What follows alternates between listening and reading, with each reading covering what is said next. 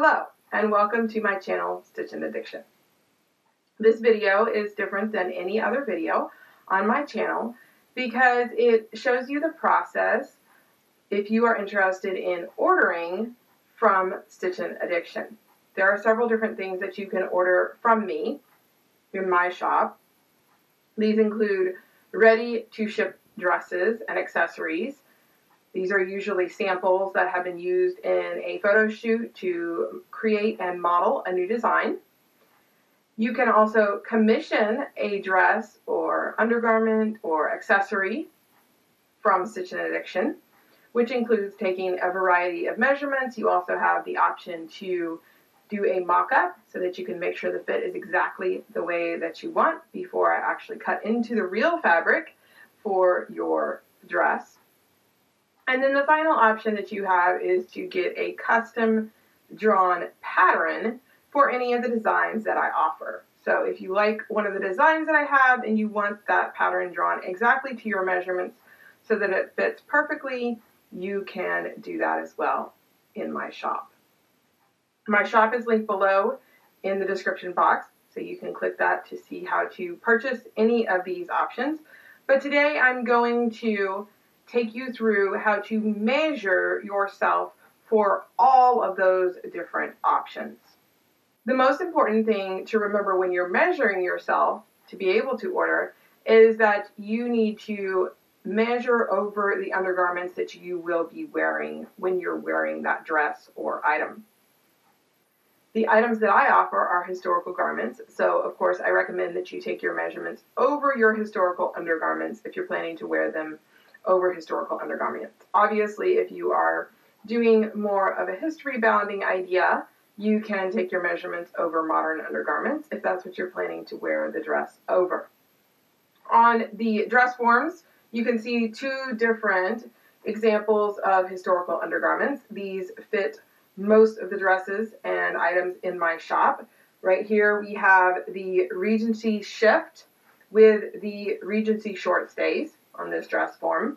And then on this dress form, we have an 1860s chemise with an 1860s corset. And most of the items in my shop are either Regency, so from early 1800 to about 1820, or mid-Victorian from the 1840s until the late 1860s. So these undergarments would work for those two styles.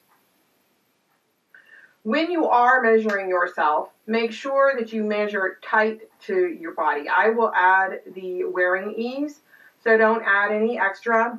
And also don't cheat on your measurements. We all wish our waist measurement was a little smaller than it is, but don't cheat on it because then your dress or garment will end up too small or too tight.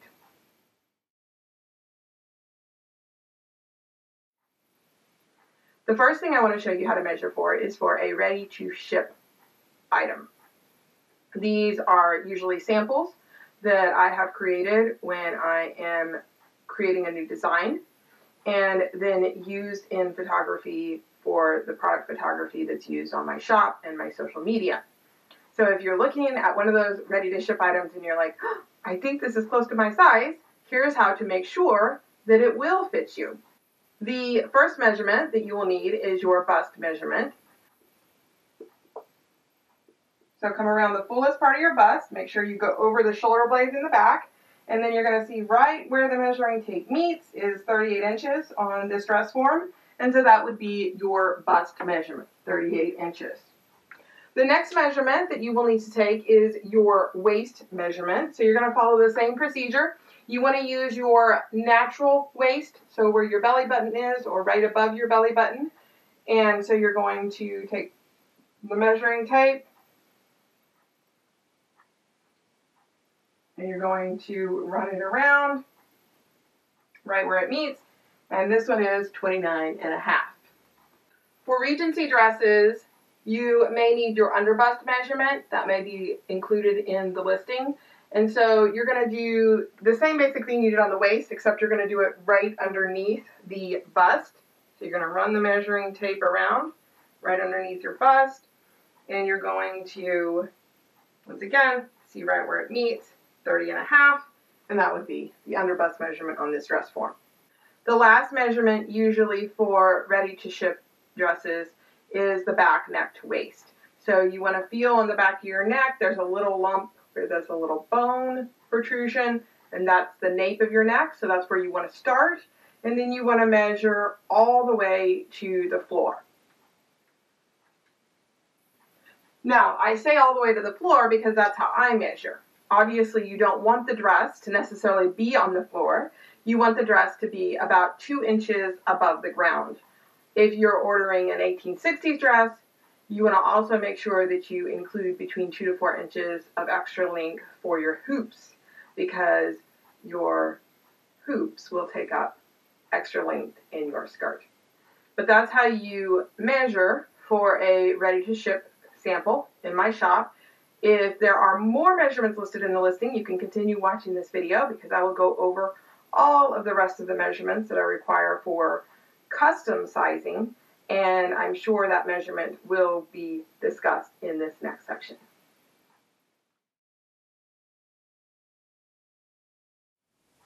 If you are ordering a mock-up or a custom pattern, there is a lot of measurements that I will ask for. I'm going to go through all of the measurements that I could possibly ask for. You will not necessarily have to provide all of these measurements, but if you have received a measurement worksheet from me and you have no idea what some of these measurements are, even with the pictures on the worksheet, then use this video to help you figure out exactly how to take accurate measurements for that. So the first measurements that I usually ask for are the bust, the waist, and the underbust, and I've already shown you how to take those measurements. The next measurement that you could possibly be asked for is the hip. This is for the Victorian styles that go down over into the hip area, and so in order to make those fit correctly, I will be asking for a hip measurement. And you're going to do that much the same way you did the bust and the waist. You're going to find the fullest part of your rear, and you're going to bring the measuring tape around in a line parallel to the floor. Make sure it's over the fullest part of your rear. See where it overlaps. This one is right at 37 3/4. Another measurement that I will ask for is your neck measurement. You want to do your neck measurement on your collarbone. So not tight around the neck, just go down just a tiny bit to your collarbone. And so you're going to go around your neck, around your collarbone, and see what that measurement is. On the dress form, it is 18 inches. When I'm drawing a custom bodice block, one of the things I have to have is your shoulder. And so your shoulder is going to go from where your neck meets your shoulder all the way to the edge of your shoulder bone. So feel on yourself to feel where that shoulder bone is, and then of course start where your neck meets your shoulder. And measure out. On the dress form, it's right at 5 inches. I'm also going to ask for your front width. So when you stand up and you put your arms down, there's a little crease that should be right here where your arm comes down. And you're going to measure from crease to crease across the front. It's not going to be across the fullest part of your bust. It's actually going to come across the top part of your bust when you measure that part. Obviously, the dress form does not have arms, but it's going to come across something kind of like this. And on the dress form, we're looking at about 14.5 inches. Another measurement that I'll ask for is the bust line. This has to do with Regency styles, because with that empire waistline, you want it to be high enough, obviously, but you don't want it riding too high. So in order to get that accurate, I ask for you to measure from the top part of your shoulder, right where your shoulder seam would sit, to the fullest part of the bust, which is right about where the top of your Regency stays tend to hit. This one is about 10.5 inches. When you wear Regency stays, it pushes up your bust line, and so it's important for me to know what that exact measurement is so that I can have your empire waistline fit perfectly. For all styles, I need an arm side measurement. This tells me how big to make your armhole. So you're going to measure from the top back of your shoulder, right where your shoulder seam would sit, right to underneath your arm. So come down right underneath where your arm is. This one is about 9 inches on this dress form. The measurements that you're taking on the back of yourself, I would highly recommend that you get someone to help you, because it's impossible for me to take these measurements accurately by myself, and so I assume it is for other people as well. And of course, if you are ordering something that is custom fit, you want to make sure that it is perfectly fitting from perfectly accurate measurements. Then you also want to do, while you're measuring on the back of yourself, your back, neck to waist. So you're going to come right here to your back, neck. You're going to come down here to your waist. Of course, the strings make it really easy. This one is 15¼ right here. You want to also do your waist to your hip. So you're going to take from that waist again, and you're going to go to the fullest part of your rear again, just like we did for your hip measurement. On here, we're looking at about 6 inches. This is a measurement I only need for specific Victorian styles, like I mentioned earlier, that start to come down over the hips. So I need to know how much longer to make that below your waist so that it looks correct when it's on your body. I also need your back width. So this is just like your front width. Same thing, where your arms come down and crease. You're going to go across. What's the width? On the back of this dress form, it's about 14 inches. I will need your back neck floor, which I already showed you how to do in the ready to ship items. I will also need your waist to floor. So you're going to take your measuring tape, put it right at your waist, go all the way down to the floor again, and this one is about 42 inches. Now, when I am doing a commission dress, I will add in the necessary length if you're wearing it over hoops. And of course, I will take away the length needed to make it sit about 2 inches off of the ground, because that's about where you want it to hit. You want it to hit right about your ankles, so that it's high enough off the ground it's not dragging, but it's long enough that it looks like it's basically sitting on the ground. Then for your arms, and I can't show this on the dress form because my dress forms do not have arms, I'm going to have to show you on myself. There's a couple of things that you need. You first need to do your back to wrist. So you're going to start in the center back, and then you're going to measure out to your wrist. Okay, so just pretend like there's an arm here on my dress form. And then you're also going to do your underarm. So you're going to take your measuring tape, put it right here. This is one I would highly recommend you get someone to help you with, because it's really hard to do by yourself. So you're going to put it right under here. I'm going to try to hold it nice and tight. And make sure you bend your elbow when you're doing this. And then come all the way to your wrist, so that's 22 inches. The reason you want to bend your elbow is because that adds that ease so that you can move your arm around. Because if I measure my arm out straight, I'm more at 20 inches. But then when I bend my elbow, it's going to pull in almost 2 inches up, and my sleeves are going to look like they're too short.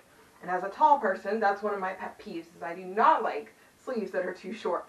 So I just give you that trick to make sure your sleeves don't come out too short. You also want to measure your bicep. So make sure you flex it and then measure around the widest part of your bicep. This is just like measuring for your waist or your bust. You're going to go around, see where it overlaps, and then look at that measurement. Mine is right at 13 inches. You want to do the same thing for your elbow. So bend your elbow, measure around your elbow. See right where that overlaps. So that's 12¼ And then finally, your wrist. Your wrist is super easy. You don't have to flex it. You're just going to go around it, see where it overlaps. Mine is right at 6¾ The reason I need all of those is if you're doing long sleeves, obviously. If you're doing short sleeves or elbow length sleeves, I will only ask for 1 or 2 of those. But that helps me know how wide to make your sleeve so that it's not binding you. Other things that I will ask for when you order a mock-up, a commission, or a custom pattern is your bra size. I will need your band size as well as your cup size. Cup size especially will affect how much ease I need to put into your bodice so that it does not come out too short or too long when you're wearing it. I will also ask for your current fast fashion or off-the-rack sizing. So basically, what size do you wear when you go buy something at the store? You wear a 12, a 14, an 8, a 6. Just so I can kind of get an idea of the sizing that we're looking at. I don't base my patterns off of that. It just gives me a good idea kind of your body and your proportions and what I'm looking at. The final thing that I'll ask for is your height. because that also gives me just a good general idea. I'm 5'9", and so if I know, oh, you're 5'4", or you're 5'11", it kind of gives me a good idea. It also tells me how high to adjust my dress forms when I'm making the item that you have ordered, so that I can make sure that it is the perfect length for you.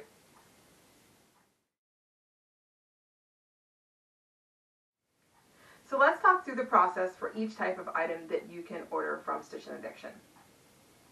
Of course, if you order a ready-to-ship item, you measure yourself, make sure that it's going to fit you, place the order. I will ship that to you within the time that's specified on the listing. That one is super easy. If you ordered a mock-up or a custom pattern, both of those processes start out extremely similarly. Within 24 to 48 hours, you will receive a link to a Google Doc. It will detail all of the measurements that I need for you, along with pictures showing you how to take those measurements.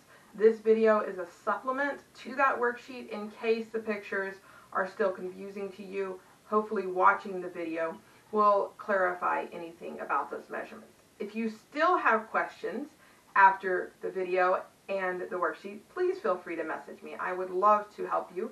Make sure that you get accurate measurements, because I want you to have an accurate fit for the item that you have ordered. Once I receive that measurement worksheet back from you, and I request that you fill that out within 5 business days, then I will begin work on the custom pattern or the mock-up, whichever one it is that you have ordered. If you do not return the measurements within 5 business days, I cannot guarantee that I will be able to finish your order in the time specified when you actually ordered it, simply because it takes time to make custom sized items, and I have to have a certain amount of time in order to fill your order.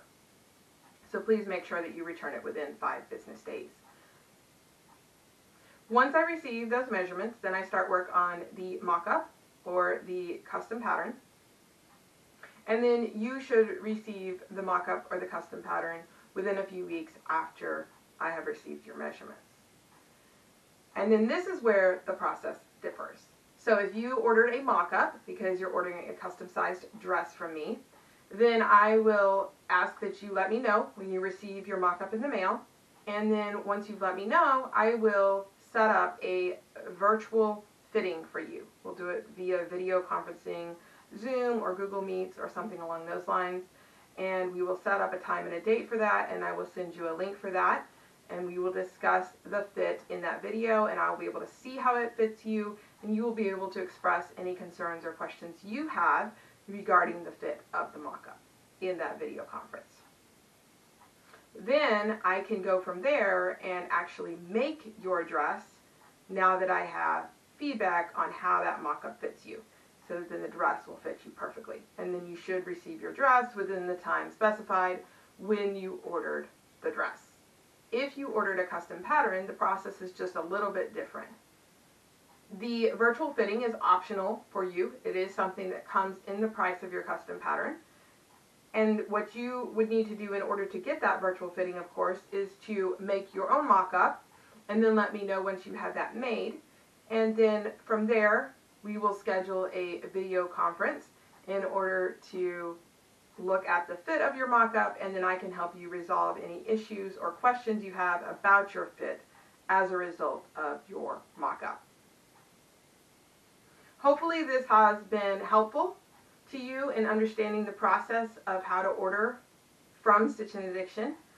As always, if you have any questions or comments, you can comment below or message me. I look forward to seeing what you order. Every single order I get is so unique because each one of you has your own unique vision, and my favorite thing to do is to make that vision come to life for you. So I look forward to receiving your order and any questions that you may have.